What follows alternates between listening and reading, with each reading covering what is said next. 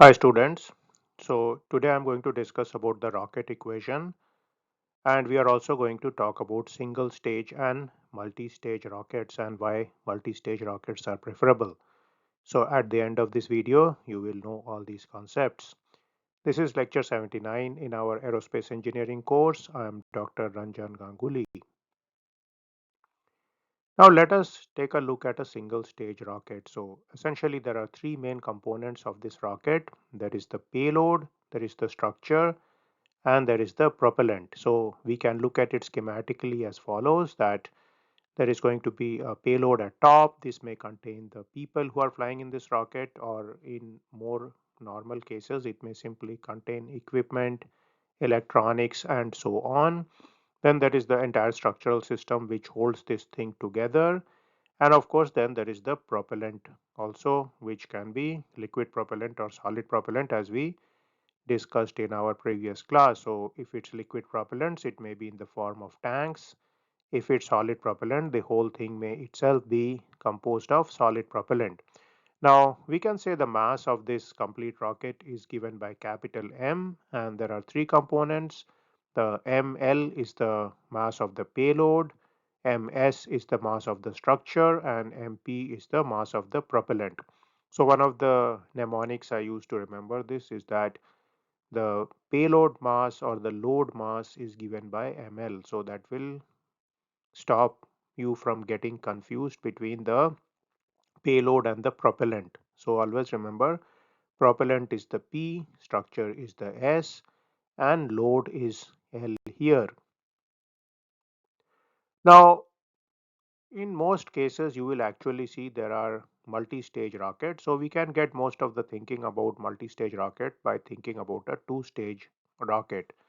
So let's look at this two-stage rocket here. So you see here the bottom stage is the stage 1, and the stage at the top is known as the stage 2.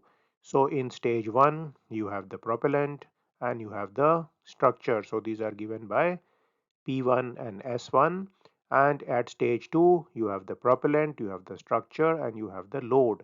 So these are given by P2, S2, and L. So here of course we can say that the mass of the payload is going to be ml, which is the mass you are carrying. That is the primary objective of the mission. The remaining is actually the support systems and structures. The ms1 plus ms2, that's the complete mass of the structure, and mp1 plus mp2, that is the complete mass of the propellant here. So we can say that there are these two type of rockets, and you can of course generalize this two-stage rocket into a three-stage rocket and so on, or in general a multi-stage rocket. But for conceptual purposes, what we will discuss today's lecture, the two-stage rocket is sufficient to explain the concept of multi-stage rockets. Now let's start to derive the rocket equation, which at the end of the day is going to give us the burnout velocity for the particular rocket. So we start with Newton's law, that is force is mass into acceleration. So here the mass is the complete mass of the rocket here, that's the payload mass, the structural mass, and the propellant mass. And of course v is the velocity, so dv by dt is the acceleration. Now what happens is that rockets have a very large amount of thrust which is being generated by the engines. So what we can do is that we can neglect any effect of weight and drag. Of course you can include these effects, but it does help us to simplify the equation and capture the basic physics of the problem. So we will consider the rocket has a very large amount of thrust, and this thrust is the primary component of the force. So the force is approximately equal to the thrust. So then in the Newton's law equation, I can replace F by T, and I get this equation here. T is m dv by dt.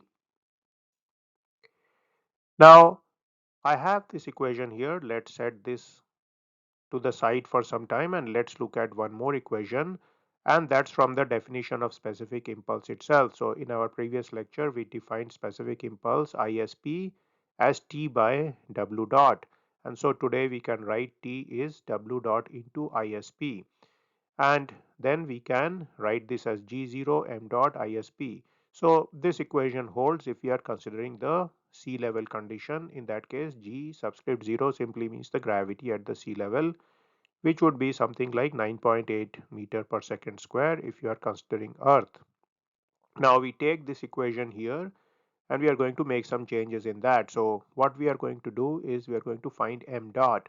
Now if you look at this mass here, you know that the change in this mass is going to be primarily due to change in the propellant mass, because the structural mass and the load mass is going to remain same. So we can say m dot is negative dmp by dt is negative dm by dt. So that is a loss of mass which is taking place as the rocket is flying. So we put this m dot into this equation for t here, and so we get this equation I have put in blue.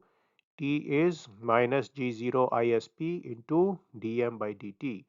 So now we have these two equations, one here for thrust and one here for thrust, and in the next slide I am going to equate these two equations. So let's take these two equations we derived before. One of them represents the thrust in terms of the specific impulse. The second gives the thrust in terms of the acceleration, and of course mass is present in both equations. Now I equate these two equations for thrust, so I get this equation here. There is a cancellation of the dt term, and then I get dm by m is dv by g0 isp, and there's a negative sign here. Now essentially this is something we always do whenever we are planning to integrate some differential equation, that we take the terms involving a certain variable to one side. So here we have taken all the terms involving m to this side, and the next side has the terms involving the velocity v.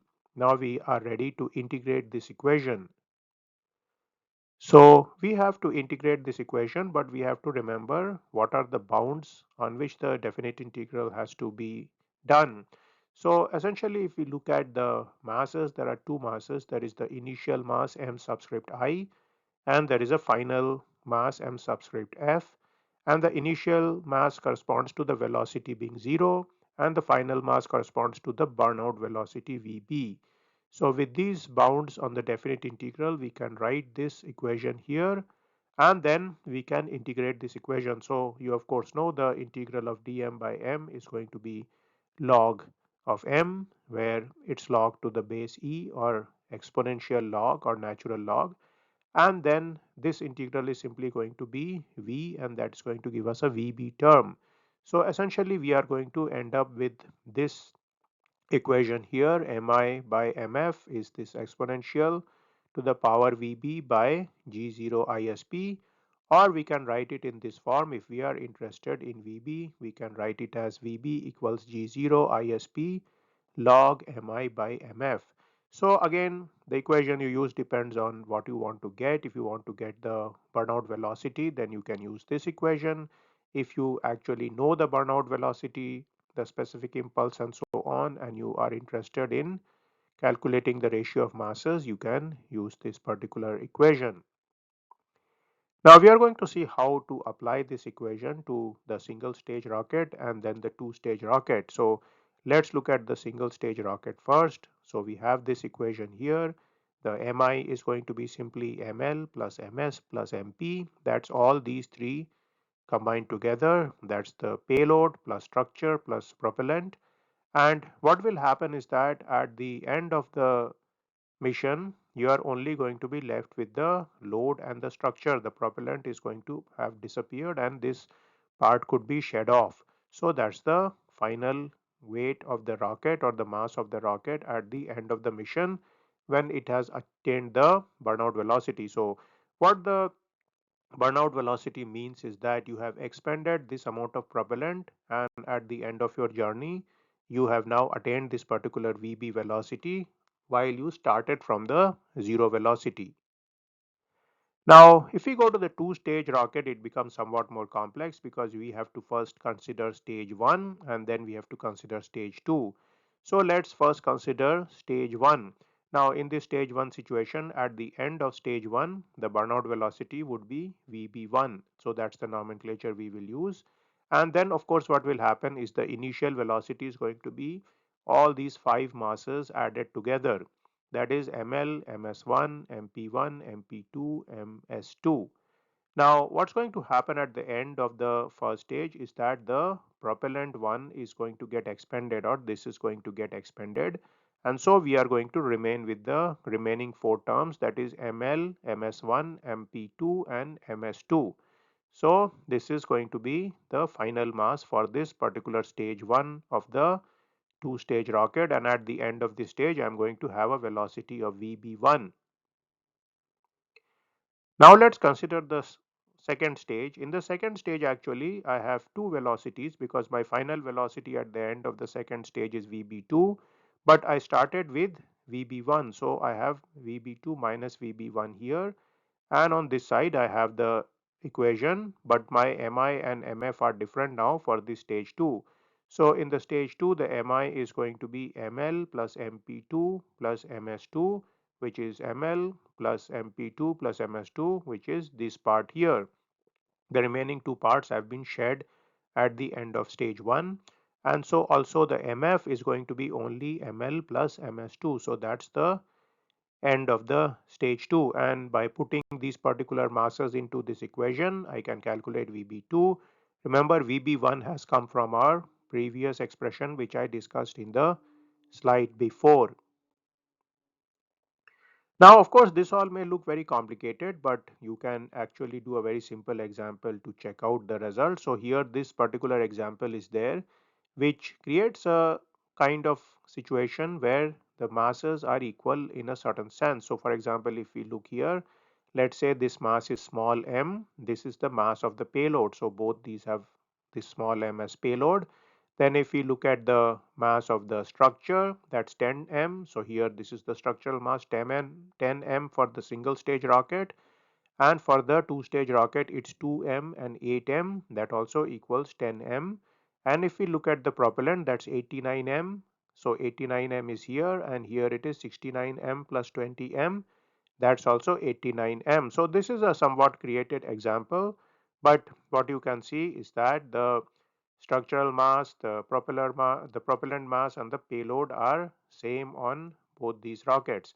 Now if you do the calculation, you are going to require, of course, taking the value of g. So g0 you can take as 9.8 meter per second square. You also need to take the value of specific impulse, so we can take some value like 350 second, and at the end of the calculations you are going to get that for the single stage rocket the burnout velocity was 7.57 kilometer per second, and for the dual stage rocket the burnout velocity is 11 kilometer per second. So of course you see that the second rocket, the two stage rocket, has a much higher burnout velocity, and this velocity is actually much more than this case here. It's actually something which you can use to escape the earth also. So of course you can clearly see that the ISP will play a very important role here. So the selection of the propellant is important. Also the gravity plays an important role here. So if you are on a different planet, maybe you are taking off from the moon or Mars, you have to redo your calculations accordingly by considering the gravity of that particular planet. So we see there are huge advantages of multi-staging, and what you can do here of course is that you split the weight. So what happens in multi-staging is that the weight is reduced at intermediate point, which simply means that you are shedding off some of the propellant and structural mass as you fly higher and higher. So this is something which is very advantageous. Of course, there is some level of complexity in having more stages and so on, so in terms of the manufacturing, but the payoff you get in terms of the higher velocity is certainly very great. Now if you of course wanted to turn this problem around, you wanted the same burnout velocity, you would find that the propellant required would actually be less in both cases. Now if you are interested, you can look at that problem and you can change the problem to have the same burnout velocity and for example have different propellant mass in both these cases or one of these cases.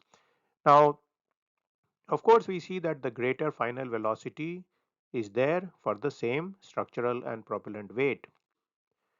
So let's summarize today's lecture, which was of course very important because rockets tend to be very important part of aerospace engineering. So Remember, if you are planning to go for space flight or even launch a satellite or do anything to do with space, you are going to rely on rockets because they do not use air breathing propulsion. They do not need air to fly, and therefore they are able to manage with their own oxidizer which they carry with them. So we clearly saw that the burnout equation is given by Vb is G0 ISP log Mi by Mf. Now looking at this equation, certain important things we see. First of all is ISP, which is the specific impulse of the propellant you are using. So that's something which is very important. The planet in which you are in, G0, that's going to play a role.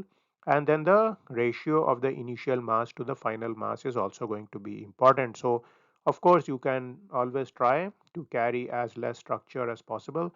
Remember, the only thing of use in these particular rocket missions is this ML, which is the payload. The remaining is all in a sense useless.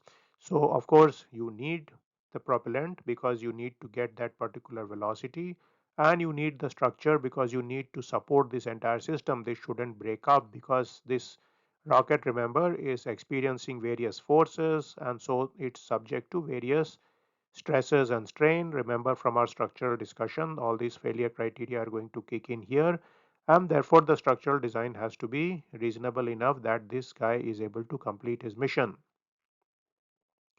So that was today's lecture on the rocket equation, a very important equation in rocketry, and I hope you enjoyed this video. And next video we are going to discuss about propulsive efficiency, because as you must have realized by now, rockets are not very efficient. They do give you high thrust, they give you a high exhaust velocity, but as far as efficiency is concerned, they are nowhere near as efficient as propellers or turbofans because they typically are blasting air at a very high speed, and this air is going to go in the exhaust and a lot of energy is being expended there. It's of course giving you that velocity to go forward, and it's giving you the high trust, but in a way it's also resulting in a lot of waste. So we look at how we can counter that. Specifically becomes important for civilian missions, for airlines and so on, which actually have to make some profit, and the costs are very high, so therefore they always try to look for engines which are most efficient, and so that's why propulsive efficiency is very important, at least for most commercial settings. So I'll end my lecture now, and I will see you in my next video. See you then.